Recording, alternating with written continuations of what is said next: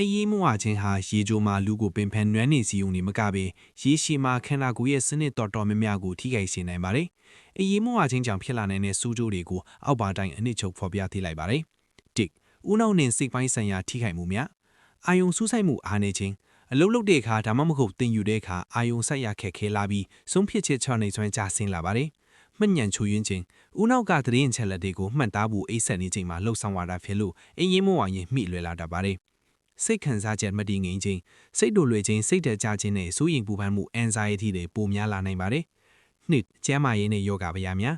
ကိုယ်ခန္ဓာစနစ်ကျဆင်းခြင်းခန္ဓာကိုယ်ရဲ့ခုခံအားစနစ်အားနဲ့ထောပြီးဖျားနာလွယ်ခြင်းယောဂပိုးဝင်လွယ်ခြင်းများဖြစ်တတ်ပါတယ်။နှလုံးယောဂဖြစ်နိုင်ခြင်းမြင့်မားခြင်းသွေးတိုးခြင်းနှလုံးခုနှုံမညှံ့ခြင်းနဲ့နှလုံးသွေးကြောပိတ်ယောဂဖြစ်နိုင်ခြင်းကိုတိုးစေပါတယ်။ကိုယ်အလေးချိန်တက်လာခြင်းအေးပြတ်တဲ့အခါပိုက်စားတဲ့ဟော်မုန်းကိုလှုံ့ဆော်ပေးတာကြောင့်အစာပိုစားမိပြီးအဝလွန်ခြင်းနဲ့စီးချိုယောဂဖြစ်နိုင်ခြင်းများလာပါတယ်။၃နေ့စဉ်လူနေမှုပေါ်နဲ့အန်ဒီအေများမတော်တဆမှုများကားမောင်းနေစဉ်ဒါမှမဟုတ်စိတ်ရန်တရားတွေကိုကြိုက်တွယ်နေစဉ်ငိုက်မြဲသွားတတ်တာကြောင့်အသက်အန်ဒီအေရှိစေတဲ့မတော်တဆမှုတွေဖြစ်ပွားနိုင်ပါတယ်။အသားတွေဖြစ်စီခြင်းအေးမွားတဲ့အခါ stress hormone cortisol တွေထွက်လာပြီးအသားတွေရဲ့ညှိုးနှွမ်းခြင်းမျက်ကွင်းညိုခြင်းနဲ့အရွယ်မတိုင်ခင်အရေးကြောင့်ဖြစ်ခြင်းတို့ကိုဖြစ်စေပါတယ်။အကြံပြုချက်ကျန်းမာထန်ဆွဲတဲ့နေကြီးတယောက်အနေနဲ့တနေ့ကို9နာရီကနေ9နာရီအထိအိပ်စက်ဖို့လိုအပ်ပါတယ်။မှတ်ချက်အိပ်စက်ရခက်ခဲတာအင်ဆိုမီနီယာကြာရှည်နေပြီဆိုရင်တော့တက်ကြွနားလေတဲ့ဆရာဝန်နဲ့ဆွေးနွေးတိုင်ပင်သင့်ပါတယ်